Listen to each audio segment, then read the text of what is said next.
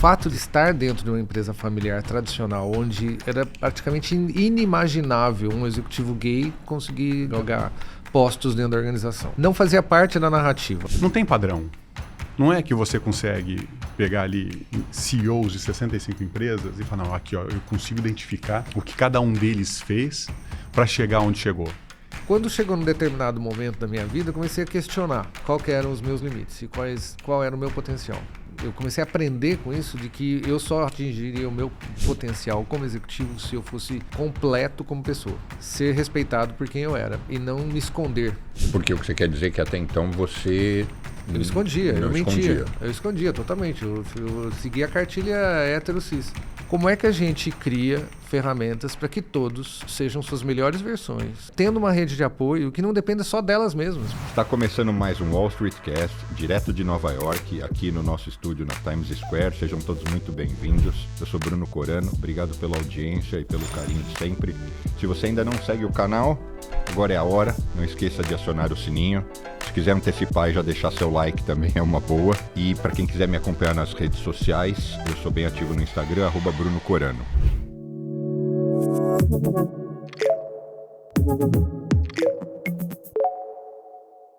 Hoje o Wall Street Cast recebe um médico pneumologista que acumula uma experiência de 30 anos de gestão em saúde, estudou na Unifesp, na FGV, na Harvard Business School e no IMD da Suíça.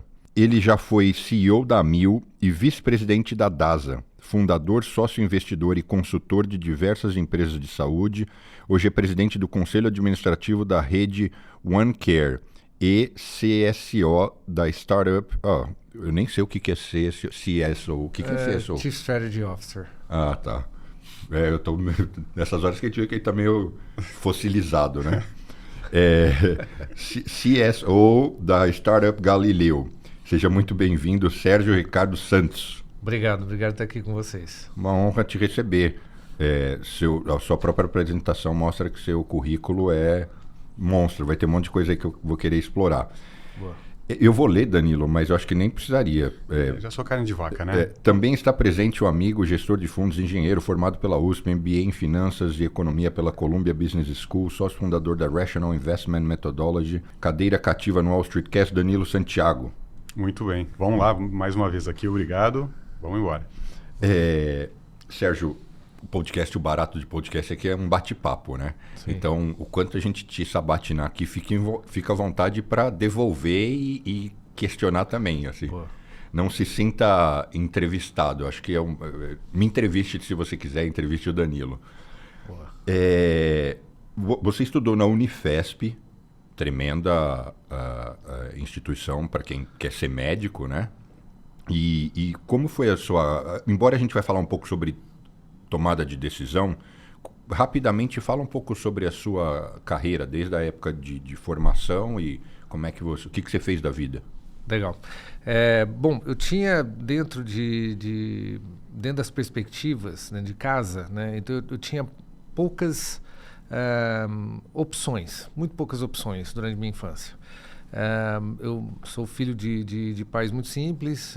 Meu pai foi torneiro mecânico na indústria automotiva na região de São José dos Campos, no interior de São Paulo, onde eu nasci, cidade onde eu nasci.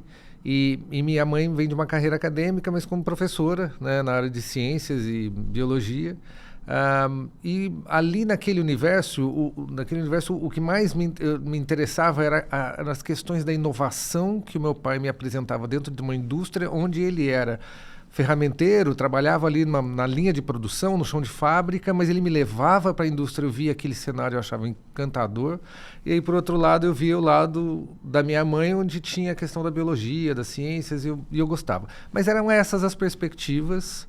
E quando eu decidi fazer medicina, foi meio uma coisa para quebrar uma tradição da família, porque não tinha ninguém que trabalhava na área de saúde. Depois eu acabei tendo uma prima que foi fazer enfermagem também, mas assim, ninguém na área de saúde, todo mundo ensino, ou um pouco voltado para operação, tecnologia. E aí comecei a entrar nesse campo.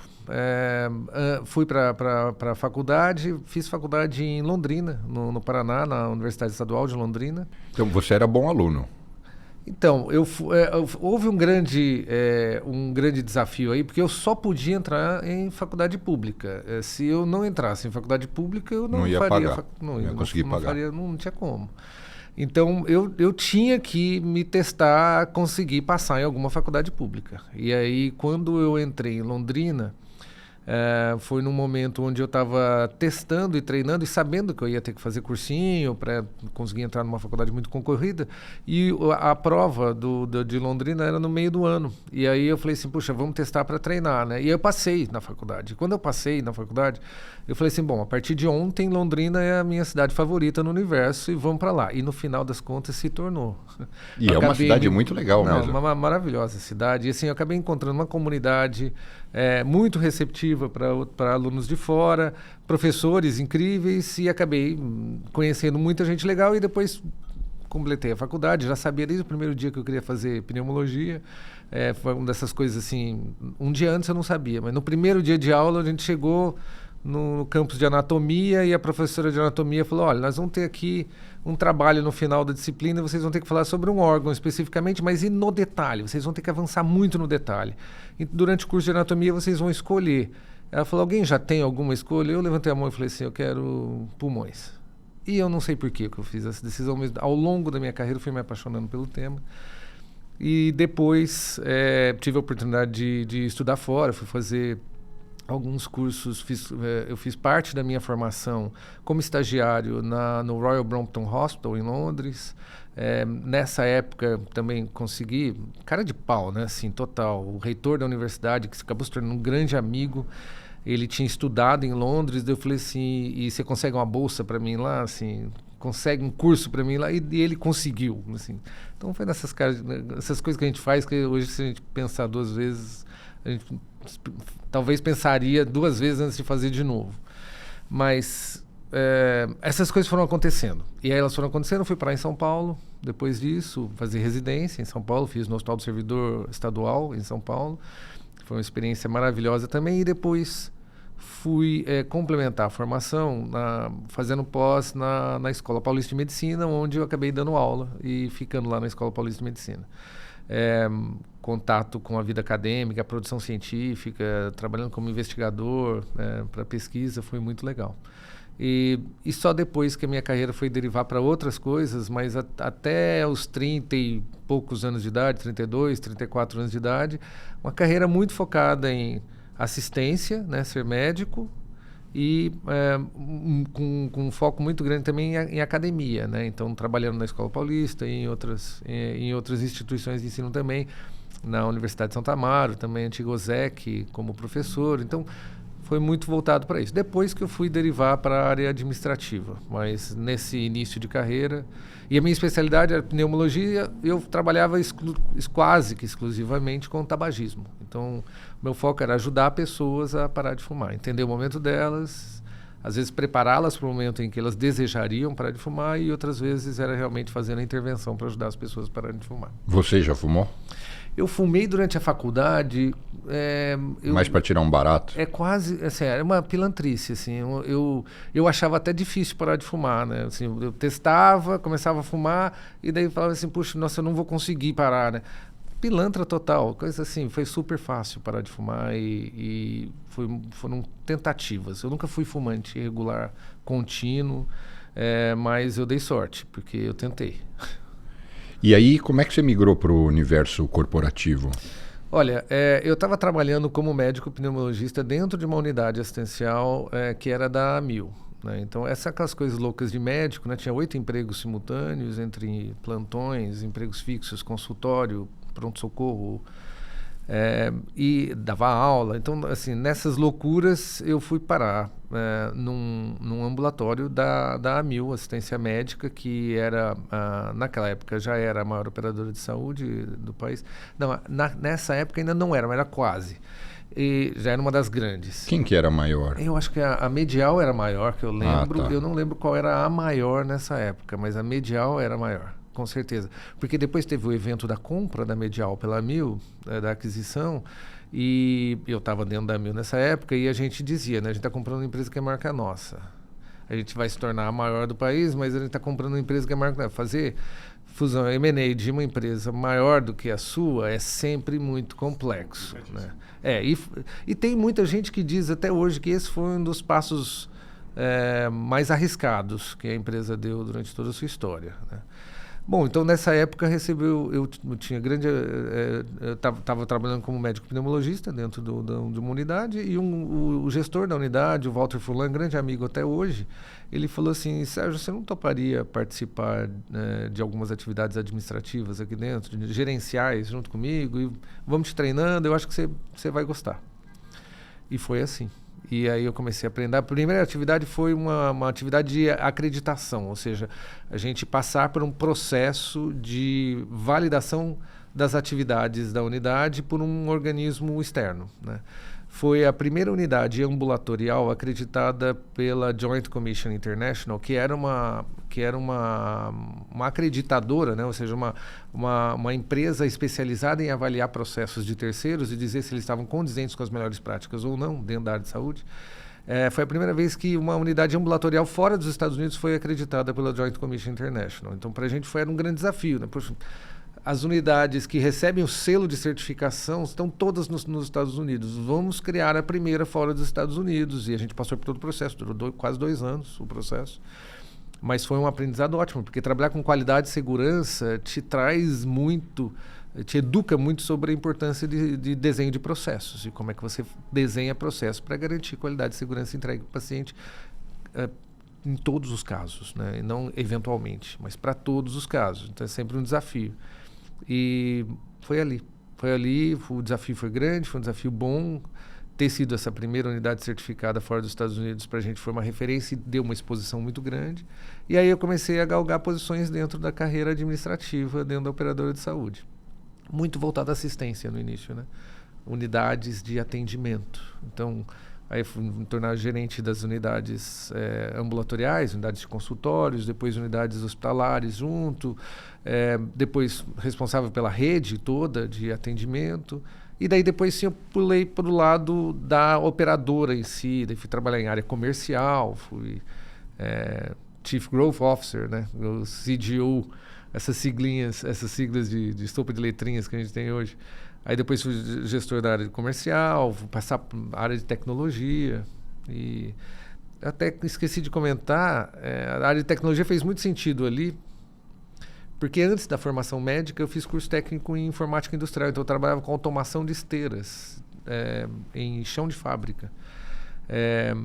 Então ali, naquele momento onde eu fui para ser o médico dentro da área de tecnologia, numa operadora de saúde, ou seja, para trazer o olhar médico para dentro daquele pessoal todo que trabalhava com desenvolvimento de soluções, foi muito legal, foi uma experiência muito boa e me ajudou muito, inclusive no mundo que eu vivo hoje, que é o mundo de health tech, que eu trabalho, as empresas de tecnologia voltadas para soluções para a saúde digital.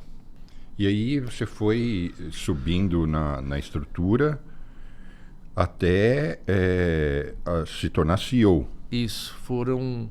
O Bueno ainda estava vivo, Bueno, né? Edson Bueno, fundador e presidente único da empresa, né? Com quem eu tinha contato direto nos últimos anos, antes dele passar o bastão. Ele já tinha vendido a empresa para o grupo americano, o United Health Group, aqui dos Estados Unidos. Eu tinha nesta época eu já ocupava uma posição de direção, então eu já estava abaixo da presidência, né? Então já estava numa posição de direção, porém, com a vinda dos americanos, muita coisa começou a acontecer não planejada. Então, por exemplo, eles, claro, tinham uma conexão maior comigo pelo fato de eu ter sido estudante de intercâmbio nos Estados Unidos e morado nos Estados Unidos.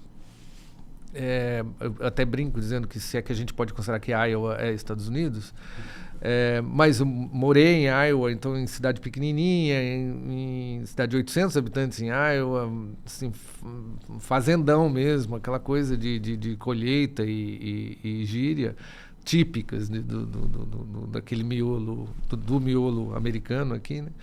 Mas essa conexão com a cultura americana, de alguma forma, favorecia esse contato. Eu era o único dos diretores que falava fluente inglês O próprio Edison estava aprendendo naquela época, começou a aprender forte, pesado inglês para poder interagir melhor com os americanos.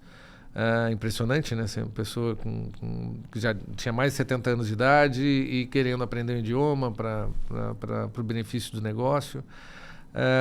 E naquele momento as conexões começaram a ficar muito fortes e daí comecei a galgar posições ali dentro, tanto na confiança como nas posições formais dentro da organização.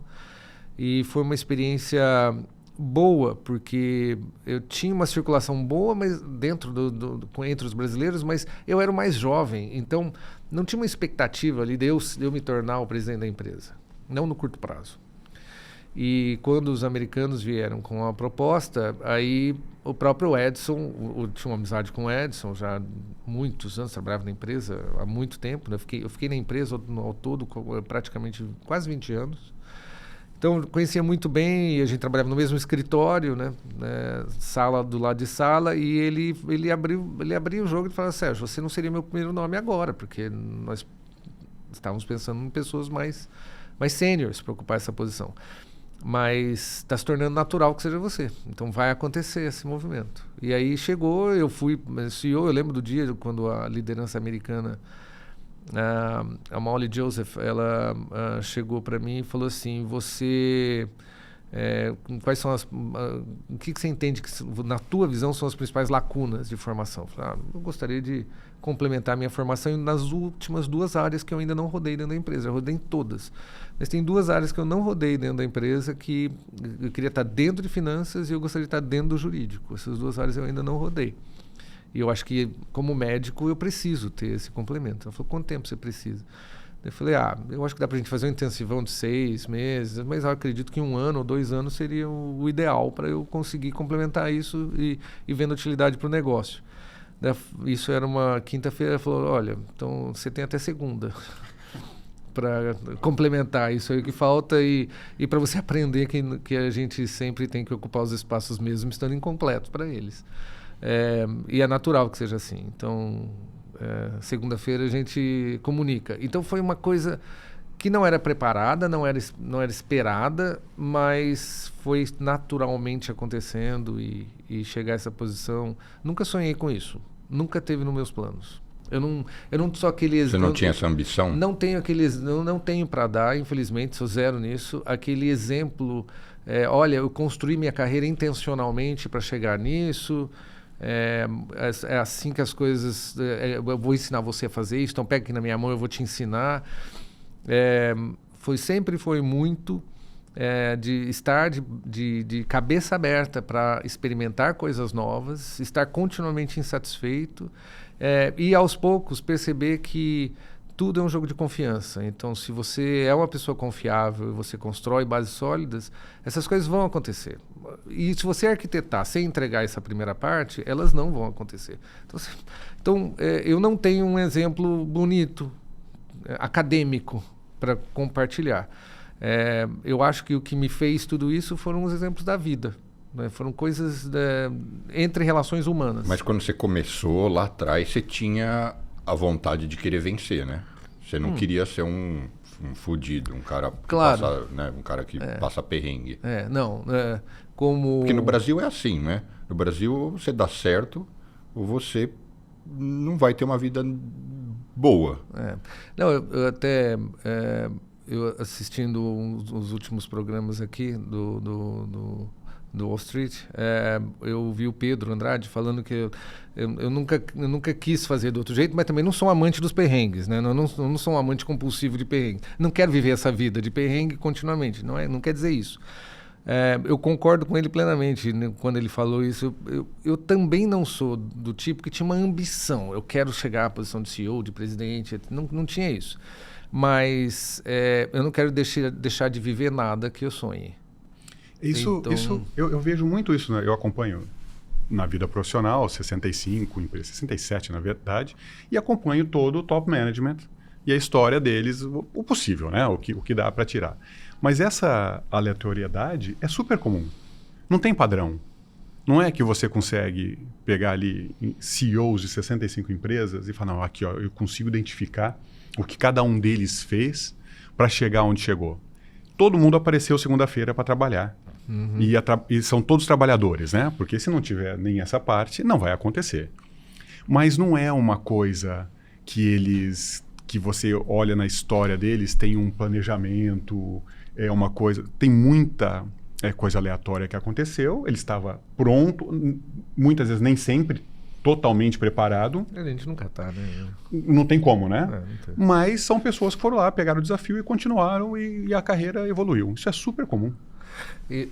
Eu vejo isso muito, cada vez mais acontecendo, porque quando você imagina, uma empresa familiar, basicamente, que passou por um controlador que é a maior operadora de saúde dos Estados Unidos e de repente traz um pacote de know-how, de processo, de organização, de estruturação, que não é comum nas empresas brasileiras, ainda mais na área de saúde. Então, naquele momento, eles queriam muito uma pessoa confiável, que tivesse uma conexão cultural, que obviamente representasse o grupo brasileiro, mas que ao mesmo tempo também conseguisse essa interlocução de explicação, de conciliação, para uma transição que não fosse traumática, né? Então tinha então aí encaixa um perfil. Então muitas vezes o que eu vejo no dia a dia é você é o perfil certo para aquela proposta, ou você conseguiu se adaptar o suficientemente para que naquela proposta você consiga ser o melhor nome.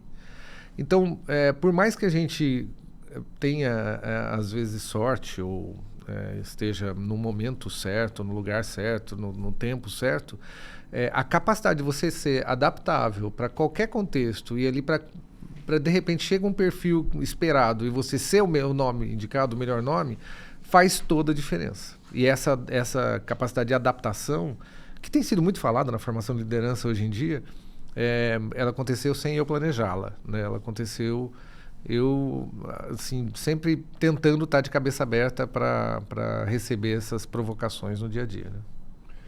E aí, quando você resolveu começar a se expor socialmente eu digo, você foi lá e fez a palestra no TED, mas não só isso, né? Porque me parece que até um certo momento você era muito executivo, tipicamente como é um executivo, né? Tá dentro lá da empresa, trancado, fazendo o que tem que ser feito. E num determinado momento você começou a compartilhar isso. Foi um desejo? Aconteceu sem querer? Olha só, o fato de de estar dentro de uma empresa familiar tradicional, onde era praticamente inimaginável um executivo gay conseguir galgar postos dentro da organização. Não fazia parte da narrativa. A narrativa era de piada jocosa de corredor constantemente para quem quer que resolvesse se expor. Então, além dos erros e das escolhas mal feitas durante a vida pessoal, né, durante a formação, na infância, na adolescência e depois como adulto jovem, até chegar neste ponto onde eu estava ali como executivão, como você falou, aquele executivo tradicional, jogando o jogo e fingindo ser uma pessoa que eu não era. Quando chegou num determinado momento da minha vida, eu comecei a questionar qual que eram os meus limites e qual era o meu potencial. E começou a aparecer cada vez mais forte, eu comecei a aprender com isso, de que eu só atingiria o meu potencial como executivo se eu fosse completo como pessoa, como indivíduo. E parte disso é ser respeitado por quem eu era e não me esconder. Porque o que você quer dizer é que até então você... Eu escondia, eu mentia. Escondia. Eu escondia totalmente. Eu seguia a cartilha hétero-cis. Mas como você quer dizer isso? Mentia no sentido de, sei lá, tá numa roda de homens e eles falando de mulheres e você entrava na... Eu fui casado. Entendi. Completamente. Em todas as esferas. Então você realmente mergulhou nisso, você vestiu a carapuça. E aí, assim, não tem um... Mas não tem certo e errado, né? Você teve seus motivos naquele momento para acomodar as coisas dessa maneira, né? E cada um tem os teus limites, né? Você pode mentir numa roda e não falar nada e fora você tem uma vida gay e escondida. Você pode fingir uma vida não gay e negar a cultura gay por completo. cada um tem seus limites e vai atuar da forma... Só que nenhum deles está relacionado à existência plena. Nenhum deles está relacionado a eu descobrir qual que é o meu... Porque quando você não está bem psicologicamente, mentalmente, com quem você é, e você não consegue entregar isso no dia a dia, não consegue olhar para as pessoas e falar quem você é, você acha que você vai conseguir executar plenamente o seu trabalho? Claro que não. A gente pode fingir. E daí, de novo, a capacidade de cada um de chegar num limite diferente. No meu limite, no meu trabalho, obviamente era subótimo. Ah, Sérgio, mas isso foi o suficiente para você chegar em CEO? Mas uma coisa não tem nada a ver com a outra. O meu limite pode ser muito acima de uma posição. Às vezes o meu limite está sendo testado numa posição de vice-presidência que eu estou hoje numa health tech do que antes na posição de CEO de uma empresa tradicional. O meu limite hoje está sendo muito mais tracionado e eu descobrindo, expandindo hoje de um jeito totalmente diferente. Mas eu só consegui descobrir o meu limite real, aonde eu podia chegar, na hora que eu comecei a chegar nas mesas e olhar para as pessoas e eu não senti que eu estava mentindo. Tá, mas então foi... Aí você... Eu não sei detalhes da sua história, né? Você tomou a decisão de vou tornar isso transparente e público. Suponho, acabou com o casamento. Não, então eu não era... isso. Você era, pelo que eu entendi, você estava casado com uma mulher. Isso. E eu não era um casamento formal, era um casamento, nós juntamos trapos e fomos morar juntos, ficamos anos morando juntos. Morar junto é o que interessa. E aí a gente estava naquela... Ela sempre soube que eu era gay, ela sempre soube, né? E a gente acabou se apaixonando. E eu falava, eu não sou hétero, mas eu estou apaixonado por você, eu quero viver com você. E ela também. Ela era casada, ela se separou e depois a gente juntou os trapos. Chegou um determinado momento em que a gente começou a perceber assim, ela falava para mim, você tem que se assumir de alguma forma, né? Você tem que viver plenamente, você não pode viver se escondendo, essas coisas. E aquilo começou, e claro, nosso relacionamento terminou por outros motivos, muito porque se tornou muito, muito mais amizade do que qualquer outra coisa. Isso quer dizer que quando você descreveu agora, eu acho que... E ficamos, assim, para ela foi mais sofrido do que para mim, no caso, porque eu estava descobrindo uma vida nova, né? Eu estava descobrindo a possibilidade de eu ser abertamente gay e não só escondido gay. E naquele meu processo de amadurecimento, que é um processo de muitos, né? Mas de muitos. E ela era hétero? 100%. Tá. E aí, nesse processo de descoberta, o que aconteceu foi que aos poucos eu fui começando a abrir para os amigos mais próximos. Amigos do trabalho, fora do trabalho, e começando a assumir essa verdade, né? Então, de ocupar o espaço do território da amizade com outros valores que, para mim, a ausência deles estava me matando por dentro. E, num primeiro momento, você sentia que as pessoas se tomavam, não um susto, mas elas se surpreendiam? Eu nunca vi ninguém que tivesse surpreendido. Mas, ao mesmo tempo, também eu imagino que muitas pessoas devem ter te dito assim, não imaginava. Porque você não transparece. Teve gente que falou, não imaginava, mas não sou estranho. Ah, sim. Não sou estranho, mas não imaginava. Não. Mas, assim, a maioria imaginava. E no fim das contas, a gente sempre precisa de apoio. Porque você não consegue construir isso sozinho. É impossível construir isso sozinho. Quem tenta construir isso sozinho são os que sucumbem. É impossível. Emocionalmente, a carga é muito grande de você reconhecer que você se levou para esse mundo. Porque é um mundo de mentiras contínuas. Assim, você mente dezenas de vezes por dia. Para você fingir, para querer ser aceito por alguém. E nessa o tempo inteiro, querendo ser aceito, qualquer situação de erro ou de reprovação, você conecta com o assunto principal da sua vida, que é nem a minha identidade, eu não estou falando a verdade para as pessoas. E então, isso pode se transferir para qualquer esfera, né? Qualquer esfera. E isso deve ser uma tortura diária. Você realmente não poder falar o que você quer, o que suas aspirações, o que você gosta, seja no que for, né? Essa tortura, ela começa muito cedo. E no TED eu falo sobre isso, que quando aos 8 anos, Quando foi o momento onde caiu a ficha, assim, sabe? Aos 8 anos. Teve algumas coisas anteriores, assim, que são até engraçadas, mas aos 8 anos caiu uma ficha. Foi um dia que eu abri a porta do banheiro e estava escrito uma ofensa com o meu nome. 8 anos de idade? De idade. Uma ofensa com o meu nome, referindo o fato, assim, como eu sendo gay, numa porta do banheiro. Colégio, isso? No colégio. E assim, e aí você imagina uma criança, eu nunca tinha acontecido nada que alguém pudesse dizer o Sérgio é gay. Nunca. Eu tinha 8 anos de idade. Nunca tinha tido um contato, ou nunca tinha contado. Eu nem sabia o que era isso. Eu não tinha ideia do que era isso. Mas você já hoje você consegue olhar para trás e entender que você já tinha sinais. Pulsões, né? já tinha. Sabe por quê? Eu tive uma namorada que trabalhou muitos anos na Mercedes e ela, toda a rede de amigos dela lá da Mercedes, todos eles são gays. E eu fiquei muito amigo de todos. E era lógico, eu sempre convivi muito bem. Eu convivi muito com gays, mas não com a liberdade de perguntar coisa que eu sempre quis aprender. Então eu cheguei para um deles e falei, cara, mas... isso todos juntos, tá? Mas para um deles, mas quando é que você percebeu realmente? Ele falou, Bruno, desde pequenininho. Uhum. Eu olhava na TV e eu achava bonito o He-Man e feia a She-Ra. É uma coisa de dentro. Igual você olha para uma bunda de uma mulher e acha bonito. Eu não acho. Então ele me disse isso, né? Que era desde muito novinho que ele tinha esse estímulo. Surgiu eu estou falando aos 8 anos, mas eu já tinha algumas pistas de que eu gostava mais dos meninos do que das meninas. Mas era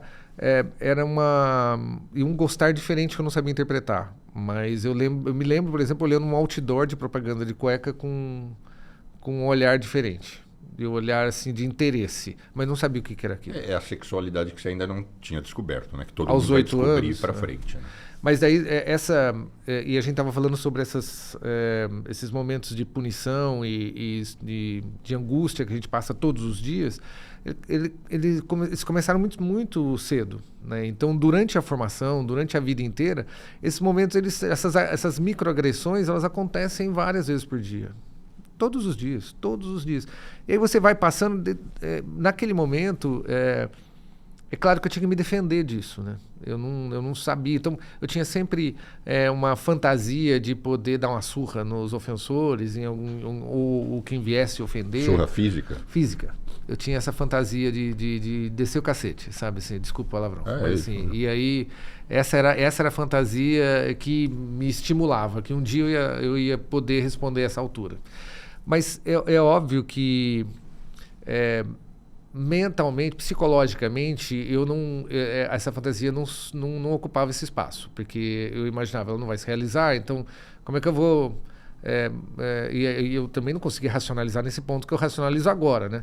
Mas o que aconteceu na época é que eu comecei a achar, de fato, que eu tinha algumas características que eu não podia contar para ninguém, que ninguém entendia, ninguém era igual a mim, não tinha referência nenhuma. Eu olhava os colegas de escola, ninguém falava sobre esses assuntos que começavam a povoar minha cabeça. E aí eu comecei a achar que eu era um super-herói, de fato. Eu achava que era um super-herói. Porque, putz, eu tenho uma coisa que eu não posso contar, é estranho, eu acho que isso é um superpoder. Eu achava. Aquela coisa de criança, né? Então eu comecei a esconder isso. Putz, quando você começa a esconder, você começa a pagar um preço emocional por viver em mentira. Quando eu cheguei na idade de adolescente, que eu já entendia tudo o que estava acontecendo, favas para a história de super-herói, né, que era só uma grande besteira de criança, mas ali eu tive a primeira opção e eu resolvi me manter na mentira. Eu resolvi me manter escondendo quem eu era para satisfazer o julgamento de alguém. Parte também porque seus pais, você se preocupava com a aceitação dos seus pais? Claro. Assim, continuamente o que se passa na cabeça é promover um sofrimento intolerável para quem você ama. É isso. Esse é o pensamento e que vai o tempo inteiro, esse medo de decepcionar, esse medo de destruir a vida de alguém, esse é o grande medo. E, obviamente, os medos físicos, né? Os medos de ser agredido, os medos de perder os amigos, tinha esse medo também. Aí eu resolvi manter e eu passei décadas nisso. Então, assim, muito próximo dos 40 anos, quando aconteceu que eu comecei a fazer isso. Você chegou a ter filhos com a sua... Não. E aí, mas foi muito, também foi um processo que foi criado, e aí aos poucos eu fui me abrindo com um amigo lá, um amigo cá, eu comecei a ter relacionamentos, né? Então, e aí, às vezes esses amigos falaram assim, vou chamar um outro amigo, né? E aí depois você chama uma vez, 2 vezes, 3 vezes, as pessoas entendem que ele não é só um amigo. Mas eu deixava. Aí eu comecei a ficar mais maduro para isso. E no trabalho, foi antes de eu assumir a posição de CEO, eu tinha uma colega do RH e a gente conversava sobre isso eventualmente, e ela virou e falou para mim, olha, você precisa dar esse último passo. E esse último passo, ele pode ser, no momento, protegido corporativamente. Eu posso te ajudar. E poucas vezes eu vi isso acontecer, mas, ou seja, foi uma abertura corporativa construída junto com a área de recursos humanos, com a área de pessoas. E eu devo muito a esse apoio, né? Se estender a mão e dizer, eu vou ajudar você a construir isso, de forma serena, né? Dentro da organização. E foi muito bom, porque... E só depois que eu passei por isso que eu percebi o quanto eu era subótimo, o meu desempenho era subótimo. Você gostaria de ter feito antes? Muito. Muito antes. Muito. E você aconselha alguém que é novo hoje fazer o quanto antes? O que é o quanto antes? Precisa de rede de apoio. Com apoio. Em qualquer momento, desde que tenha rede de apoio. Porque é como se... e às vezes as pessoas não... Porque assim, ninguém precisa se afirmar heterossexual quando nasce. Ou quando vive. Não tem essa questão. Não tem o momento da passagem. Exato. Ela não existe. Para o gay, ela existe. E ela é um momento altamente traumático. Porque é sobre uma revelação de identidade. É como se você hoje, como hétero, tivesse que passar pelo processo contrário. Tivesse que se assumir gay na frente de todo mundo. Como é que vai ser com a tua esposa? Como é que vai ser com os seus filhos? Porque tem homens que passam por isso. Que escondem de si mesmos... como eu fiz durante um tempo, casam, têm filhos e de repente descobrem que não conseguem ser felizes assim e que vão ter que assumir uma identidade no momento tardio. Esse processo também é igualmente traumático, porque você tem que se revelar quem você nunca foi para os outros, mas que você sempre foi para você.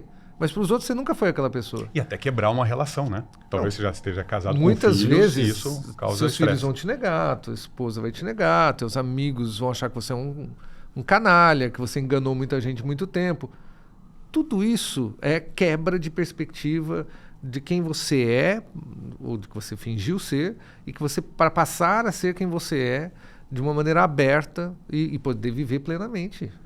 A existência embora plena. Eu compreenda 100%, não sei se eu fui criado de uma forma que tudo isso me soa tão absurdo, porque assim... as opções sexuais de cada um não tem nada, não deveriam, né, ter essa correlação com tudo isso que, por exemplo, você descreveu, né, de ser negado pelos filhos, socialmente, né, não era para era para ser uma coisa desconectada, né? Desconectada, eu digo, as pessoas são livres, cada um faz o que quer. Se hoje você é hétero, mas você não quer ser mais, mas depois você quer voltar, problema seu, seu e de com quem você tiver. E tem algumas coisas que são assim, e aí tentando transcender, né, e ir além. De fato não é uma opção. Ninguém nunca chegou para mim com uma alternativa de múltipla escolha e falou, qual que você prefere? Que você prefere essa aqui, onde você vai passar por piadinha, ser achincalhado, ser questionado muitas vezes, ser ofendido 15 vezes por dia? Ou essa outra aqui, onde a maioria simplesmente passa uma régua nisso e não liga para essas coisas? Então ninguém nunca chegou com essa questão para mim. Eu não fiz essa opção, como nenhum hétero fez. Então, ela não chega a ser uma opção. Ela não é uma opção. Mas ela é uma questão de existência. E tem uma outra coisa. Quando a gente passa pela situação de discriminação, uma situação de realmente de você sentir o preconceito, você começa a entender que ou você se posiciona afirmativamente, ou você vai se condicionar a um contexto de repressão, de opressão. E aí você começa a se embotar. Teu desempenho muda, tuas relações mudam, fica tudo embotado. A escolha das palavras. A palavra que eu vou usar agora, eu não posso usar um cacuete da linguagem queer, da linguagem gay. Eu não posso, porque se eu usar, eu tô ali, eu vou me revelar. Então, cada vez que eu vou abrir a boca num círculo de conversas, eu tenho que me segurar. Eu não posso beber muito, porque se eu beber muito, eu perco esse... É um policiamento constante. Uma pergunta, uma curiosidade minha, tá? Socialmente, quando alguém, mesmo no universo corporativo, tem lá, sei lá, o pessoal daquele departamento está com muita hipersensibilidade, muita frescura. E aí um hétero pega e fala, mesmo, tem que falar para esse pessoal parar de viadagem. Isso te ofende? Ou você entende que é na perspectiva de só parar com frescura e vamos trabalhar? E é um grupo de pessoas, tá? Não tá tagueando ninguém, não é o fulano. Às vezes até se usa, é muito comum falar isso de uma mulher, né? Para de viadagem, aí vamos lá. Tem que... essas coisas, elas ofendem. Elas ofendem porque elas significam colocar uma classe, um grupo, dentro de um contexto negativo. Então, quando você diz que esse grupo age de forma negativa e você dá nome para esse grupo e fala isso é viadagem, isso é coisa de viado, você está associando um comportamento a uma questão negativa. E aí você, poxa, mas eu tenho que me explicar agora por que eu ajo assim? Eu tenho que me explicar porque ser viado é diferente de não ser? Ou é pior, ou é melhor, ou é diferente? Então, a questão é, como é que a gente abre esses espaços de respeito no dia a dia para que as pessoas não se sintam ofendidas? Porque ninguém precisa se sentir ofendido para conviver corporativamente ou conviver pessoalmente com os amigos, nada disso. Só que essas pessoas têm muita dificuldade, a comunidade LGBTQIAPN+, tem muita dificuldade em expressar essas coisas dentro de contextos corporativos, porque são contextos de opressão. Essa questão é extremamente complexa, cheio de consequências sérias, né? Isso foi o que te motivou a fazer os seus 4 passos de decisões? É uma das coisas principais que imagino que você tenha pensado em 1 milhão de possibilidades, desenhos diferentes, porque eu assisti o seu TED Talk e fico imaginando, poxa, isso aqui se aplica a qualquer coisa, inclusive coisas extremamente complexas. E esse é um de extrema complexidade, com vários stakeholders. Foi daí? Foi isso a origem? É disso? Olha só, quando a gente fala sobre a teoria da geração de valor, né, nas relações, no trabalho, a teoria do valor ela é uma teoria que pode ser aplicada a diversos setores, né, e diversos contextos. Como eu passei por uma forma desestruturada de entendimento da minha identidade e sofri por conta disso, então estava sempre sentindo que as ofensas e as agressões eram contra mim e que às vezes elas não eram, mas eu sentia que elas eram, porque eu fui catequizado dezenas de vezes por dia a achar que era contra mim, que eu estava errado. Fica mais fácil se a gente construir uma rede de apoio que de forma estruturada ela nos apoie, ela atue de forma mais estruturada. Então, criar aquele passo a passo da teoria do valor, ou seja, é adaptar a teoria do valor para 4 etapas que no dia a dia podem fazer com que a gente conquiste muito mais coisas em vida e faça com que as nossas escolhas sejam melhores. Inclusive a escolha de não se esconder num armário, porque isso te faz mal. Que é o autocamo ruim. Ruim, porque quando, às vezes, como você comentou, né, uma pessoa sem intenção de ofender, ofende. Sim, ela nem está sabendo. E ela não está sabendo, e muitas vezes. E aí, mas naquele momento você tem aquela impressão, putz, era para mim. Era para mim e aquela pessoa não está sabendo me dizer, ou ela está, coitada, ela está desconfortável, não está sabendo dizer quanto ela me odeia. Então ela está só usando um termo genérico. Mas é para mim. Por quê? Você é catequizado durante dezenas de anos, dezenas de vezes por dia, de que você é um indivíduo que merece discriminação. Então, se você não, como é que você quebra isso? E aí chega na proposta, que não é só para isso, tá? A teoria do valor serve para tudo. Serve para qualquer coisa. Eu usei na minha vida profissional, inclusive. É que a vida profissional parece muito mais simples do que esse problema, né? Então eu fico imaginando que esse deve ser um dos problemas mais complexos que alguém pode enfrentar na vida. Sim, eu concordo que é muito complexo, mas o meio corporativo pode ser sensacional se souber atuar para apoiar a pessoa, né? E são 4 etapas, né? Ou seja, para todas as escolhas que a gente vai fazer na vida, avaliar o que é adequado para você. O que é adequado para você? Às vezes a gente está num ambiente corporativo extremamente hostil. Por exemplo, um ambiente hostil para mulheres, né? Eu, durante a vida corporativa, soube de histórias e vivi histórias absurdas onde mulheres passavam por essa situação de discriminação, onde mulheres responsáveis por áreas de venda eram culpadas por não estar batendo meta porque o decote era pequeno. Verbalizado em reunião de trabalho, em reunião para uma vice-presidente. Então são coisas assim, e que a gente não tem noção do quanto isso oprime e faz com que a pessoa perca a capacidade de lucidez, muitas vezes, tomar decisões, porque aquilo rasga a alma da pessoa, né? Antes de rasgar a carne, rasga a alma. Então, o que é adequado para você? No segundo passo, o que de fato você está escolhendo, aquilo tem um preço razoável?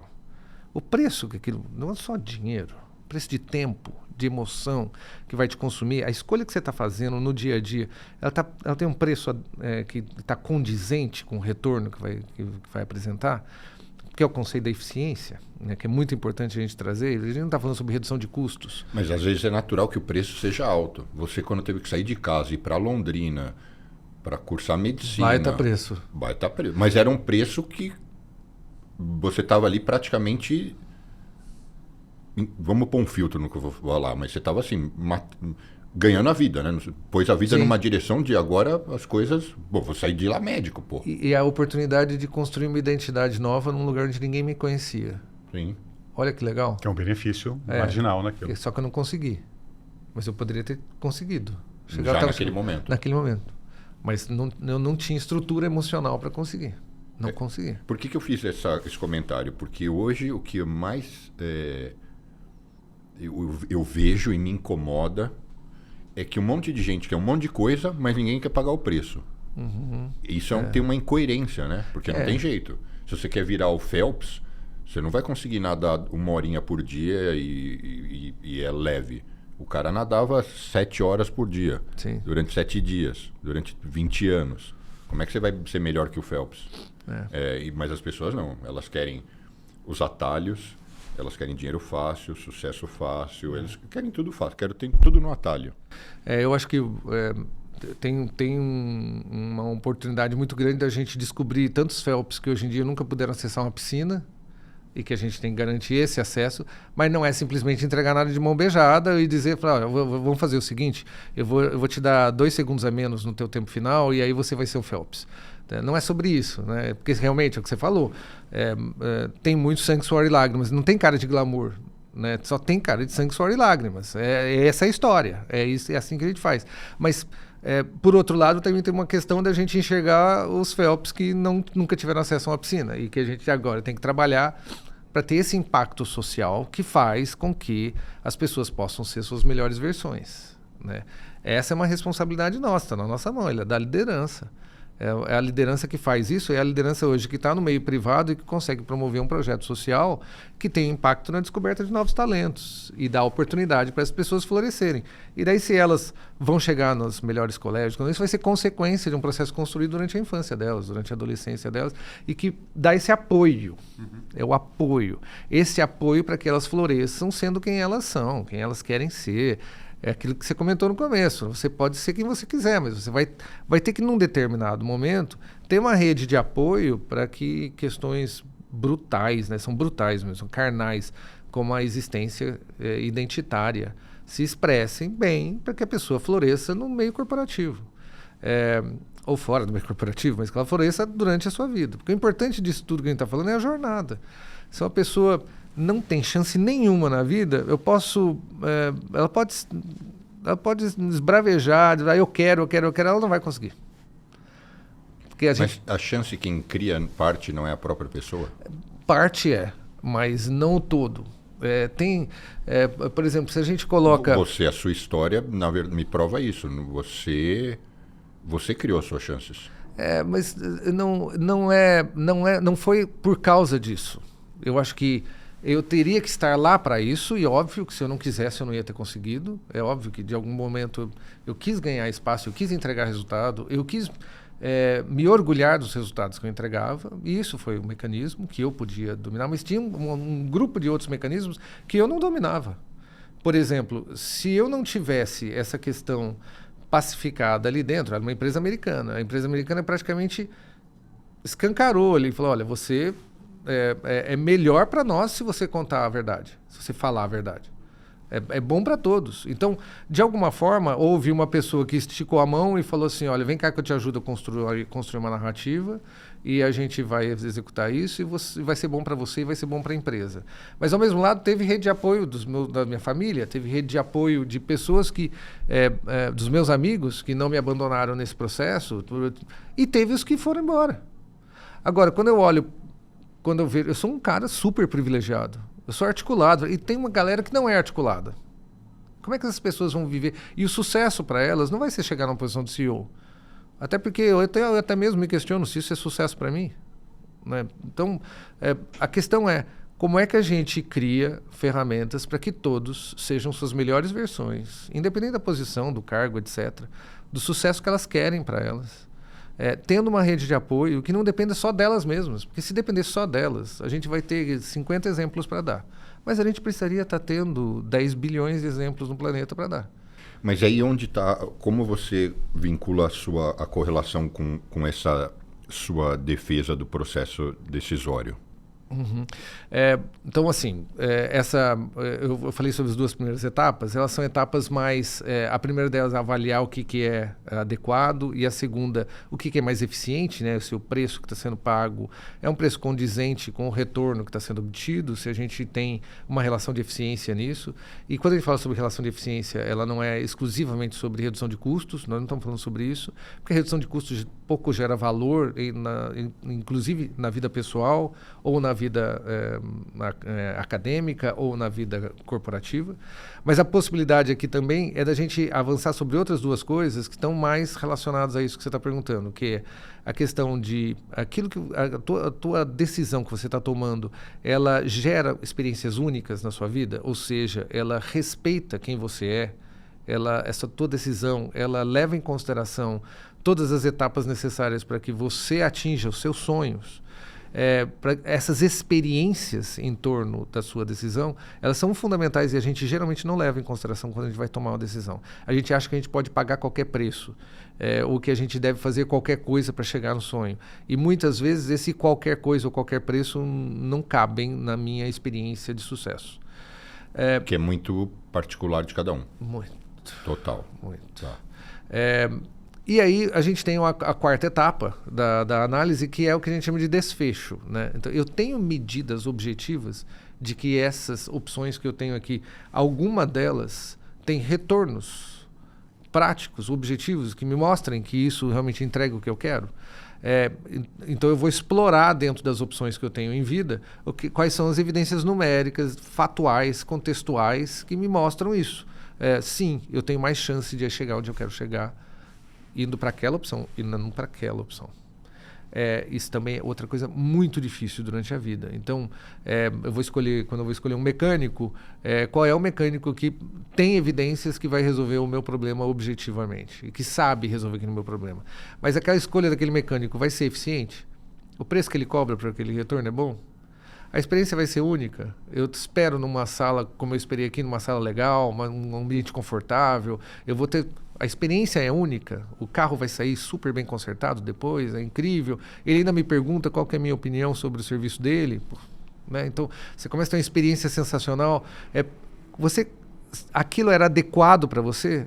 Ele consertou o carro que você queria ou você saiu com uma calota nova que você não queria e você teve que pagar por ela? Então, para tudo na vida, se a gente puder analisar dessa forma, a gente começa, inclusive, a dizer um não para coisas que a gente acaba escolhendo que a gente não estava preparado para escolher. Aí conecta com um ponto da minha identidade, onde eu falhei muitas vezes porque eu não estava preparado para fazer escolhas.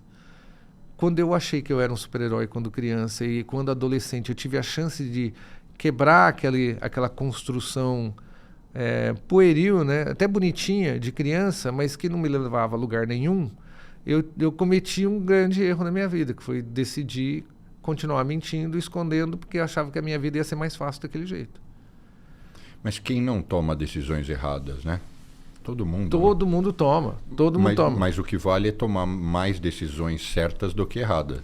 E você, notoriamente, transparece que você tomou mais decisões certas. Às vezes pegam alguns negócios meus e falam, Bruno, por que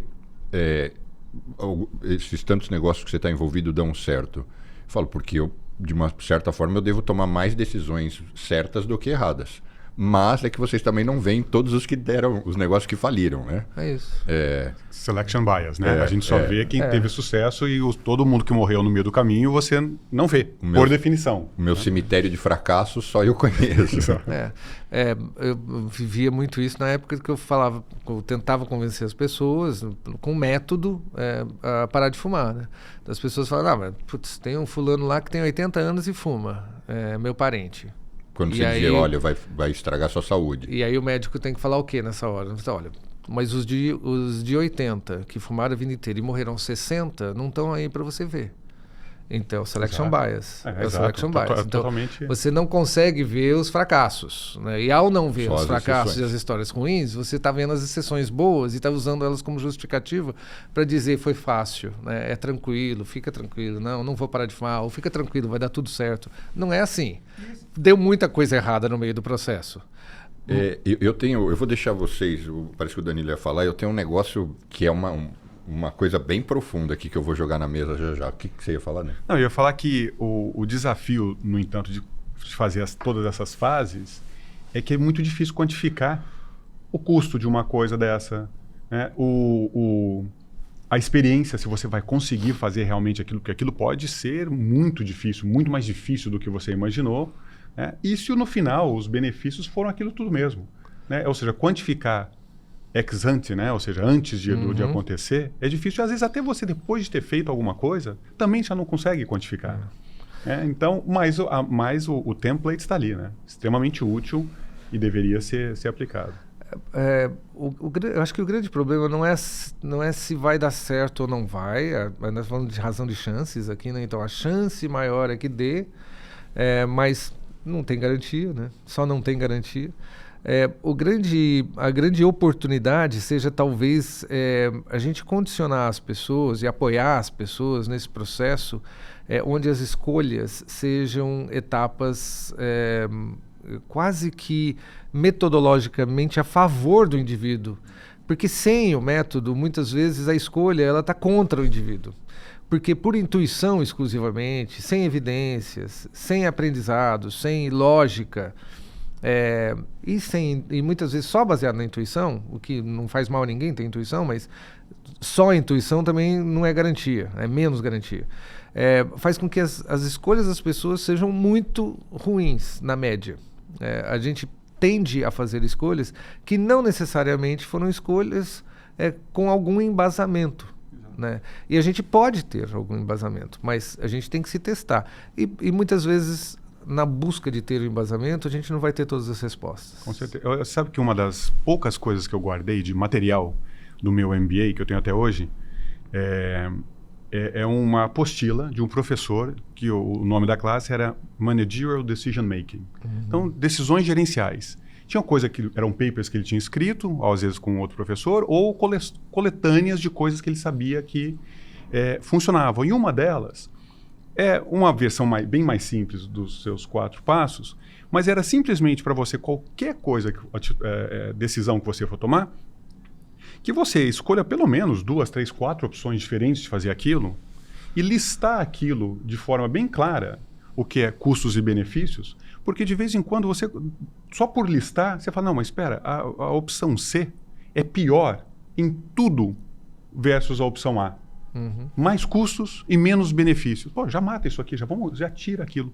E ele faz uma série, obviamente, de business cases, né, os casos, que te levava a gente a tomar algumas conclusões e preparar essas tabelas e ver que tinham algumas decisões óbvias que estavam aqui, isso aqui não é o caminho.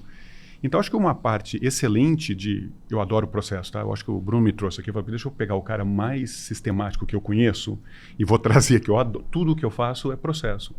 Mas muitas vezes é o que te ajuda a fazer decisões relativamente simplórias, eliminando a intuição que muitas vezes está toda errada, né? Só por se organizar, a sua decisão melhora absurdamente. Então, extremamente útil. É sobre isso. As quatro etapas são sobre isso. É uma questão metodológica, mas que ela não traz uma garantia de resultados positivos sempre. A gente ainda não chegou nesse ponto. Mas é uma estruturação. E essa estruturação ela pode ser muito útil. E às vezes a gente está num ponto de decisão, a gente tem que bater o martelo tão rápido que a gente não tem como passar por um processo completo desse, mas a gente pode refletir sobre a decisão que a gente tomou. E isso nos prepara para decisões melhores à medida que a gente vai se testando. Né? Agora, isso que vocês estão trazendo depende de conhecimento. Né? Então, esse é um primeiro ponto. Quem não tem ou acesso ou interesse em absorver conhecimento não vai chegar nem a ter contato com isso. A outra coisa é que tem gente que é realmente muito...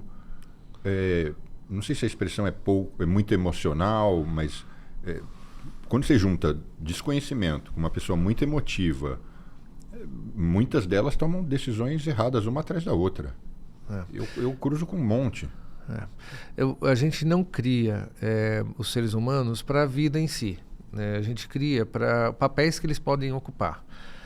E a gente tem falhado nisso, como sociedade. Quando a gente... Eu não estou dizendo que o ideal seria não criar para os papéis que elas podem ocupar. A gente deve. Então, eu devo criar o indivíduo para um papel de engenheiro que ele vai ocupar. Eu devo educar o indivíduo para um papel de liderança que ele vai ocupar. Isso é um assunto. Mas tem outros, que é o tema exatamente que você traz, que é a questão de como é que a gente prepara os indivíduos para eles serem eles mesmos melhor, de uma maneira melhor.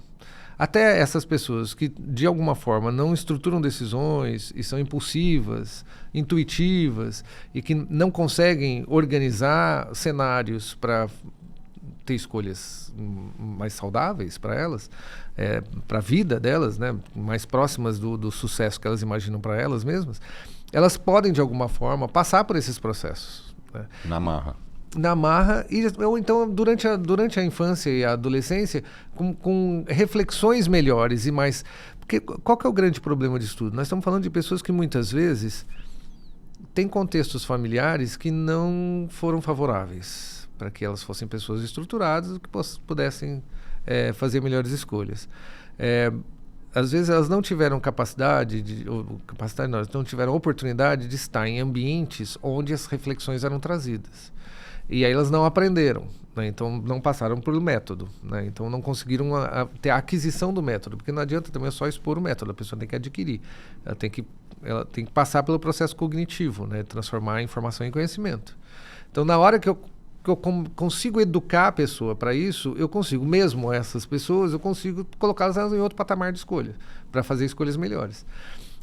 Não é garantia, de novo, não é garantia, porém, é algo que todos mereceriam. Acho que nenhum de nós aqui acredita que tem pessoas que merecem, tem pessoas que não merecem, todos mereceriam. A questão é que a educação hoje, ela não é uma educação para respeitar essas diferenças e educar a partir do entendimento da diferença.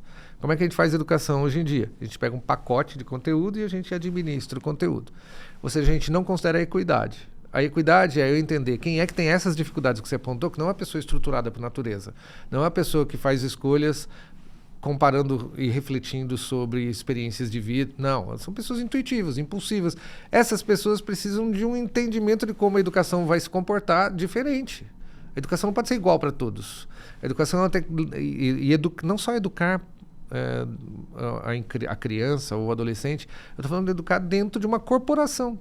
Se eu recebo um indivíduo, eu acolho um indivíduo dentro da minha empresa e tem um talento sensacional para determinada coisa, mas faz péssimas escolhas, esse indivíduo nunca vai chegar numa posição de liderança que eu gostaria que ele chegasse dentro da minha organização. Ele poderia, se eu pegar na mão e falar assim, ó, cara, vamos trabalhar esses aspectos. Da mesma forma como alguém pegou na minha mão e falou, vamos trabalhar aqueles aspectos. Porque aquele era o meu, que a gente chama isso de ponto de ancoragem. Esse era o meu ponto de ancoragem. Eu tava preso ali e estava salvo. Eu estava salvo, eu não ia morrer afogado. Eu estava preso ali. Eu era um falso hétero. brincando de ser hétero e enganando as pessoas. E estava ali. Eu estava ali naquele ponto. Mas eu nunca ia ser quem eu sonhava ser. Nunca ia ser respeitado como eu sonhava ser respeitado. Eu tinha uma grande dúvida na minha cabeça. Será que essas pessoas vão me respeitar o dia que elas souberem que eu sou gay? Essas mesmas que ficam fazendo piadinha e dizem que nunca colocariam um gay na presidência da empresa? Eu ouvi isso dentro da empresa. Cheguei a ouvir isso de 2 pessoas. Disse, não dá, né? Aqui não vai funcionar nem mulher nem viado, né? Como presidente da empresa. Então, assim, você passar por essas experiências e você, putz, se souberem que eu sou viado, e aí? O que vai acontecer? Eu vou continuar sendo amado? Ou vai mudar? Essa é a mesma coisa. E daí você tem que é a pergunta crucial, né? Quem são meus pais? Eles me amam de fato? Ou vai acontecer como a maioria dos jovens acontece hoje no Brasil, que são expulsos de casa? Eu já acolhi 2 jovens em casa, pessoas que eu não tinha convívio, por causa de denúncia de que foram expulsos de casa porque eles estavam na rua. Esse tipo de experiência... Que coisa triste, né? É terrível. E daí a gente vê que... Mas a gente dá a volta, na minha opinião, tá? Isso é o quê? Ignorância dos pais. E assim... Ignorância. Na minha opinião, né? Isso. Eu acho que a gente tem que... talvez eles nem sejam ignorantes, mas eles sejam uma expressão de ignorância pelo fato de nunca terem convivido com o diferente. Porque se a gente for olhar, todo mundo tem uma intersecção com alguma diferença que é peculiar. Eu sou único nisso, eu sou diferente. E por que é que a questão do gênero ou da sexualidade são mais relevantes do que, por exemplo, outra? Por que a questão da cor da pele é mais relevante do que outra? Por que a gente escolhe algumas peculiaridades e diz, essas não podem? Ah, mas aquelas podem, o cara é inteligente. Ah, essa pode, é diferente. A minoria é super inteligente. Ah, mas essa pode, porque essa rende mais dinheiro. Será que é por isso? Agora, sabe qual, na minha visão, dos pontos aí da mensagem, é que tem uma série de coisas que deveriam, se não forem ensinadas na escola, deveria ser uma cartilha obrigatória dos pais.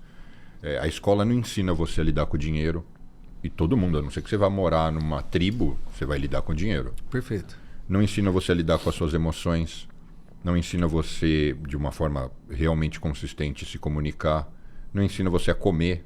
Não que você tenha que comer de um determinado jeito, mas eu preciso te dar informação para você fazer suas escolhas, né? Eu fui descobrir que refrigerante tinha 1 quilo de açúcar velho. Uhum. Ninguém chegou para mim e falou, olha, você tem a sua escolha. Então tem um monte de competências que vão ficando pelo caminho que a pessoa ou tem a sorte de receber em casa ou tem que se virar por conta quando ela percebe que ela precisa disso, né?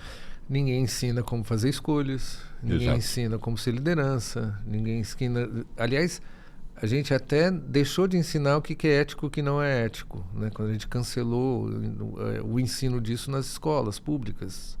Então, existem lacunas muito grandes porque a gente foi dando valor para o extremamente técnico.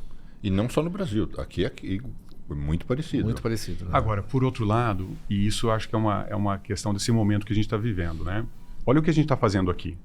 Você é um super especialista dada a sua carreira, tudo que você viveu, em um problema super sério, que pode ter um jovem que vai assistir, vai ouvir isso aqui e vai realmente resolver a vida dele. Que ele vai atrás da sua metodologia, vai colocar aquilo, vai fazer um plano, vai agir e vai resolver a vida dele. Isso não existia, né? Então a gente está num momento de transição tecnológica onde a mídia tradicional, que você ia assistir a mídia tradicional para confirmar os seus bias, está morrendo. Uhum. E podcast, isso é o que está literalmente ganhando todo esse market share. Isso tem um poder enorme de educação. Então nós temos hoje ferramentas que quando todos nós estávamos crescendo, eu aprendi a programar computador com um único livro que tinha lá de Pascal na época, lá em Franca, no interior de São Paulo. Você imagina, cheio de erro, typo, e não tinha Google, né? Para você, não tinha ChatGPT para te ajudar aquilo. Agora, o jovem americano está passando 8 horas por dia olhando para o celular. Só que qual é o percentual disso que é educacional? Uhum. E pior, né? Qual é o percentual que está, na verdade, desinformando? Porque hoje também Você tem que filtrar o que é positivo, o que não é. Mas a ferramenta existe, né? A gente está num momento de transição onde a ferramenta está disponível, que é justamente um podcast como esse. A questão é, o ser humano vai usar isso da forma correta ou não? Eu tenho uma tendência a acreditar que sim, a gente vai melhorar a forma como a gente lê tudo isso.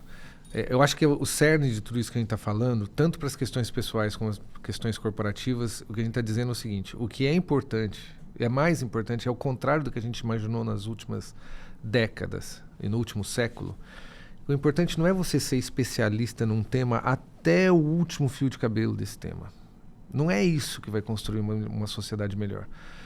O importante é quanto mais você puder ter visão sistêmica do que é relevante para a construção pessoal e de trabalho, que vai impactar o resultado. Então a visão sistêmica está cada vez mais ficando claro para todos nós de que são tantos os aspectos que a gente não olhava antes e que a gente precisa considerar para fazer as escolhas e as decisões, que isso tem muito mais valor na geração do que move a sociedade do que ser o último ultra especialista nas coisas. Porém, ser o ultra especialista nas cores vai ser substituído por uma máquina, porque a máquina vai conseguir chegar na especificidade muito mais, de uma forma muito mais intensa, uma forma muito mais, com amplitude muito maior do que nós, humanos. Nós não vamos conseguir. Então a questão é essa lateralidade do conhecimento e essa capacidade de enxergar o todo faz a grande decisão, e é isso que vai nos tornar mais humanos. Porque é isso que vai fazer com que eu consiga enxergar dentro de um grupo de colaboradores onde é que cada um tem expertises complementares e a soma do todo faz a entrega maior. Então, na hora de construir um produto, ter 10 pessoas com visões diferentes que reproduzem o meu público consumidor é muito mais útil do que eu ter 10 especialistas iguais que só entendem sobre aquele jeito de consumir o meu produto. Então está cada vez mais claro para a gente, com dados demonstrando isso, é que reproduzir a indústria consumidora dentro das organizações com visão sistêmica tem mais impacto na elaboração de produtos e na construção de processos do que trazer 10 engenheiros do mesmo assunto para construir aquele produto exclusivamente. Então, é o mesmo assunto que a gente está falando sobre as questões pessoais, sobre a questão pessoal. Então, eu tenho que ensinar as pessoas a viverem a vida. Como é que eu ensino isso numa escola? É ter um modelo de educação como aqui, onde a gente converse sobre coisas que são essenciais para a vida das pessoas. E não especificamente, a gente não está falando especificamente sobre um detalhe, no micro detalhe, aprofundando ele até um... Não, nós estamos falando sobre um assunto relevante, ou vários assuntos relevantes, mas que afetam a vida das pessoas como um todo. Vai afetar as escolas, como elas ensinam, afeta as famílias, como elas educam, afetam as empresas, como elas atuam dentro de temas universais. Isso faz muito mais diferença para o indivíduo. Quando eu estava nessa empresa que me acolheu e me explicou tudo isso, eu estava plenamente ali. Salvo coisas que acabaram acontecendo, eu acabei saindo da empresa. Quando eu escolhi sair da empresa, é porque eu queria ir para um novo desafio que ali eu não ia conseguir resolver. Era um aprendizado lateral que não ia resolver o meu problema ali dentro. Eu precisava ir para o mundo da tecnologia, porque eu acho que a saúde, como a gente entrega ela na maneira tradicional, ela é incompleta, ela é insuficiente, ela não consegue atingir o que a gente precisa. Ela precisa de uma camada digital e precisa de gente desenvolvendo a camada digital. Foi quando eu resolvi ir para a área de tecnologia voltada à saúde. Mas, salvo isso, eu estava num ambiente seguro para ser quem eu quisesse. Ali eu podia ser e eu podia atuar em todas as áreas da empresa. Ali. O ideal seria que todo mundo tivesse assim dentro da escola, da família, pudesse ser quem quer ser, como quiser ser, com todas as oportunidades possíveis para viver a vida na plenitude. O que eu ia falar aquela hora sai um pouco do tema central, mas é mais para usar a oportunidade de estar aqui com um médico que trabalhava com um público tratando um assunto super delicado que era o fumo, né? Uhum. Quando você falou, eu explicava para o cara que ele tinha que tomar a decisão dele de parar de fumar ou não, etc. Naquela hora eu ia soltar o seguinte: eu tenho uma tese que eu ainda estou desenvolvendo. Faz já mais de uma década que eu tenho essa tese e eu acho que eu vou precisar de mais umas 2, 3 se eu chegar lá. Todo mundo escolhe como quer morrer. Eu tenho essa tese, todo mundo escolhe como quer morrer, mesmo que a pessoa não esteja consciente disso. Uhum. Então, tem aquele cara que se entope de esteroide, e não é que ele não sabe que esteroide pode comprometer a saúde dele. Tem aquele cara que não usa esteroide, não fuma, mas bebe um monte. Tem aquele cara que não bebe, não fuma, não usa esteroide, mas tem uma vida... a qualidade emocional da vida dele é baixíssima. Então, mesmo que ele não seja deprimido, mas é um cara de baixa energia. É um cara quase que ele vive morto. Ele está esperando só terminar de ir para o caixão.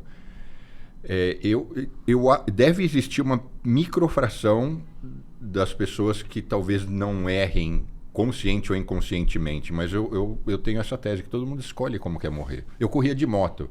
As pessoas não, mas é muito perigoso. Eu sei. É uma escolha minha. Eu sei que eu posso morrer. Então, eu não sei se alguém já fez aqui esse exercício, mas porque é uma coisa mais profunda e não que tenha uma resposta certa ou errada.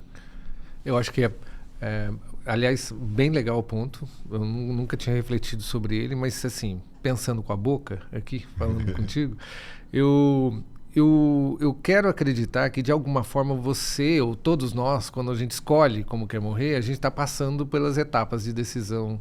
Sim. Que a gente... Se você tiver o conhecimento. E talvez inconscientemente.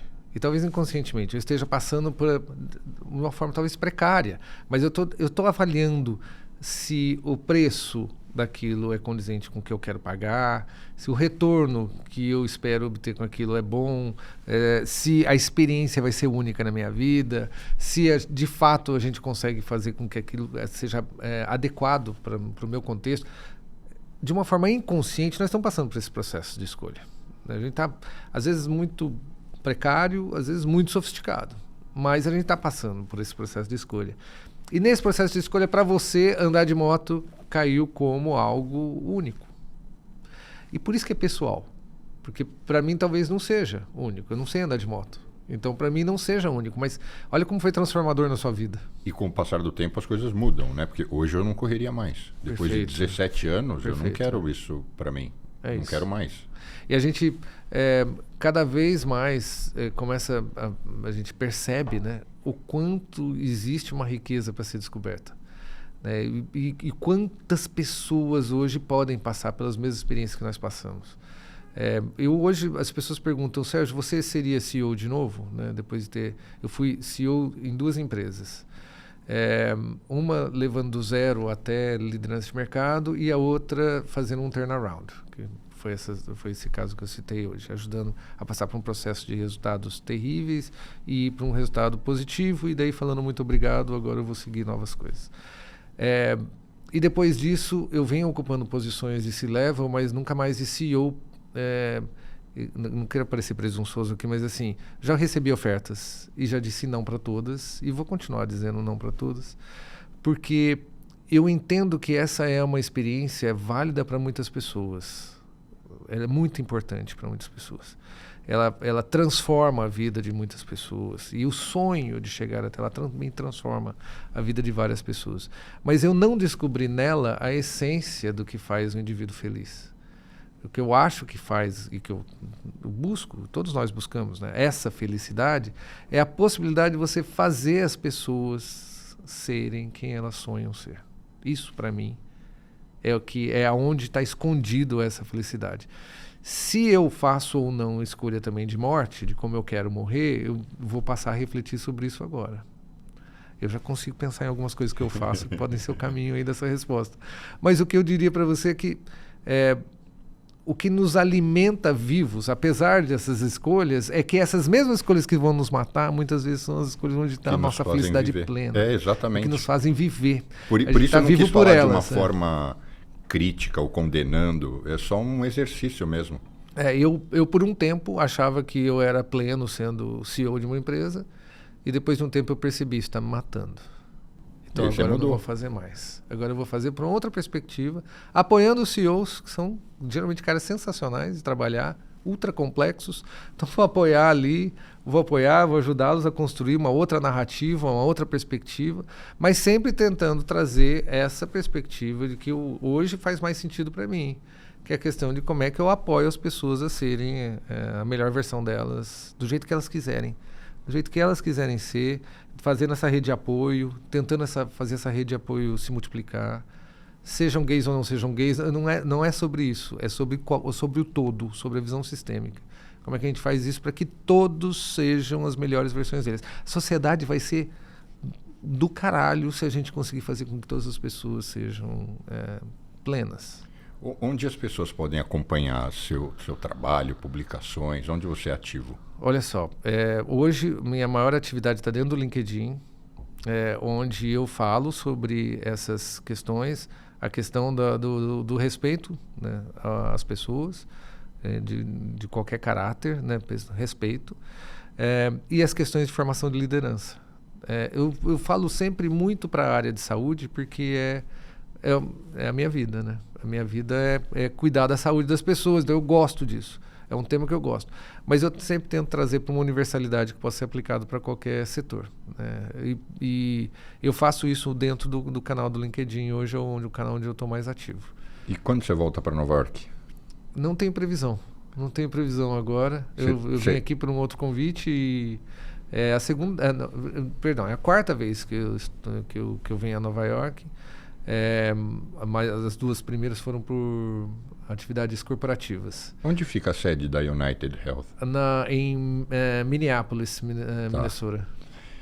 Por que eu perguntei isso? Porque você já está convidado que quando você for vir, você já me avisa antes para a gente falar sobre outro tema. O que eu senti aqui, e quando o papo é bom é assim, eu falo, nossa, dá para a gente ficar facilmente aqui 4 horas e o papo vai fluir. Queria que você fizesse suas considerações finais, Sérgio. A gente falou sobre tantas coisas bacanas. Eu acho que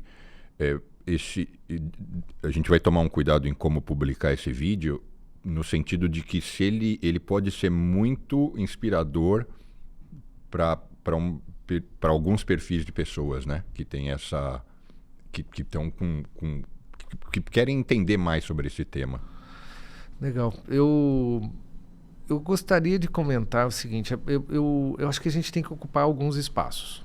E alguns espaços, eles são difíceis de serem ocupados. O primeiro deles, quando eu aprendi, é que eu tinha que ocupar o espaço sendo eu mesmo, em todas as mesas de conversa. E ser respeitado por quem eu sou, e não pelo que as pessoas imaginam que eu sou. Então, isso contaminou a minha visão de liderança. Então, na minha visão de liderança, a gente precisa respeitar quem as pessoas são. Então, essa talvez seja a mensagem que eu gostaria de deixar para o final. Que ninguém virá. Não tem alguém que vem e vai ocupar o nosso lugar, ou que vai fazer o que a gente precisa fazer, ou que vai dizer para a gente o caminho. Nós somos responsáveis por ditar esses passos e executar esses passos. Porém, com rede de apoio, tudo muda. Tudo muda. Então, é fundamental. Eu ter uma família que me apoiou nesse processo foi fundamental. Ter amigos que me apoiaram, ter empresas que me apoiaram, isso foi fundamental. Então, a gente pode ser relevante hoje para a formação de um grande líder. De todos os grandes líderes. Mesmo que não seja a gente.